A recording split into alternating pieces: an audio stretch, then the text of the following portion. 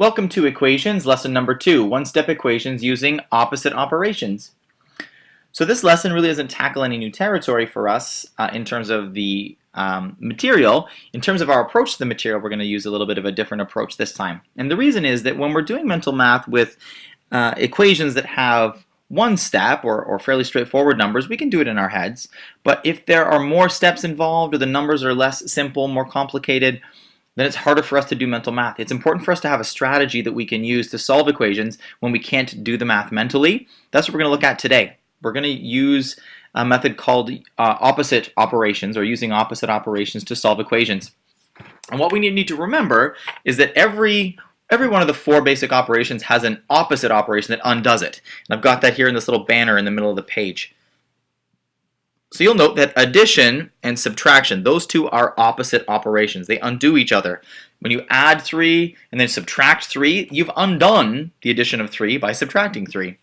Similarly, multiplication and division are also opposite operations. If I multiply by 3 and then divide by 3, I've undone that multiplying by 3 by dividing by 3. So those are opposite operations. We're going to be using opposite operations today in our approach to solving one-step equations. So let's jump right to it. Example number 1, solve the following equation.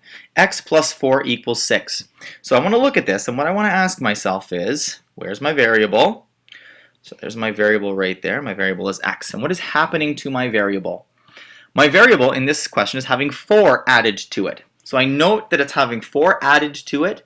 What's the opposite operation of adding 4 to something?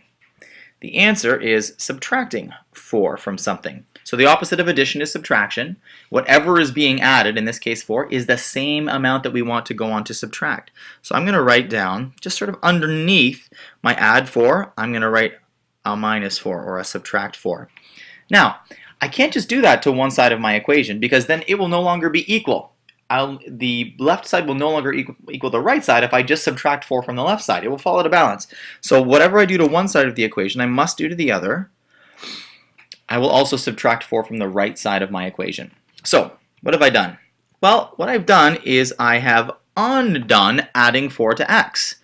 As when we were combining integers, we would write down all those pluses and then we would write down all those minuses. Anytime we would have a plus and a minus of the same amount, they undo each other. So we draw that little box around them, and they would have a net change of 0. So we draw a line through it. So once we have that net change of 0 on the left side of our equation, all we're left with is that x. On the right side of our equation, we need to complete the arithmetic, which is 6 subtract 4. 6 take away 4 will give me 2. And that is what I think my answer will be. So as before, we are going to do a check. So let's write out the left side of my equation is equal to x plus 4. The value I think is right for x is 2. And when I add them together, I get 6. All right, let's do the right side of the equation now. Right side of the equation has, if I look back up, has a 6 on it all by itself. If I look at those two values, I see that they are the same. Which means that, and I'll do a little therefore statement here, a little summing up. Therefore, the left side equals the right side. And a little happy face there. So we have used opposite operations to isolate our variable, which means to arrive at a value for x all alone on one side of the equation, and then a constant term, a number, on the other. So that was the process we employed today. Let's do one more together, and then I'll release you to try one on your own. So we have 2y equals 10 as the next example. So let's find that variable to start.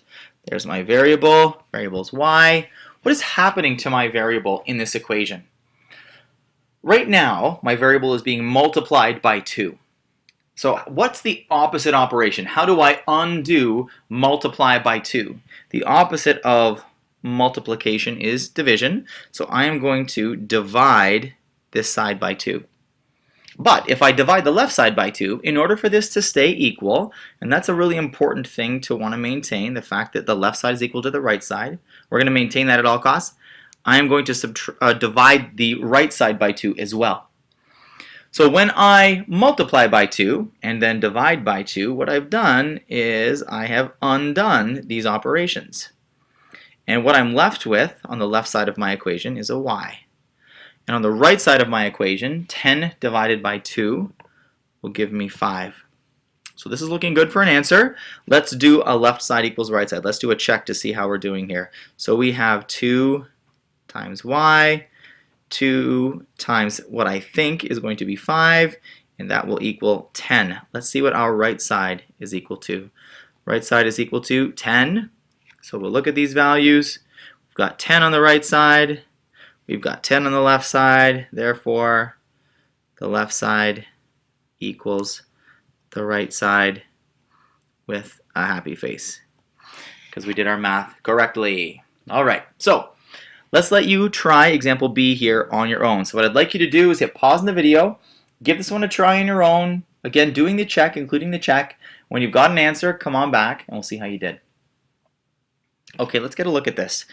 Our variable in this equation is going to be B. And what is happening to B in this equation? B is being divided by 5. So what is the opposite operation? How do we undo divide by 5? And the way to undo divide by 5 is to multiply by 5.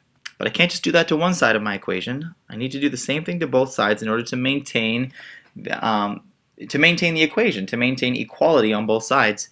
So on the left side of my equation, divide by 5, multiply by 5, those two operations undo each other. They're gone. And we are left on the left side of our equation with a B. The right side of our equation, we now need to evaluate. That's 3 times 5. That's going to give us 15. So let's check. See if our answer stands up to scrutiny. So left side equals B over 5. Left side equals, again, we think B is equal to 15. That's our answer. Divided by 5. 15 divided by 5 gives us 3. Let's check the right side. Right side of the equation equals 3. All right, this is looking good. Right side of our equation is equal to 3. Left side of our equation is equal to 3. Therefore, the left side equals the right side. Happy face. And again, what that really means is that we've proven that our solution of B equaling 15 does make the left side of the equation equal to the right side. It proves that our answer is correct. So this is the end of lesson number 2. If you're feeling good, head off to the worksheet, and I'll see you in lesson number 3.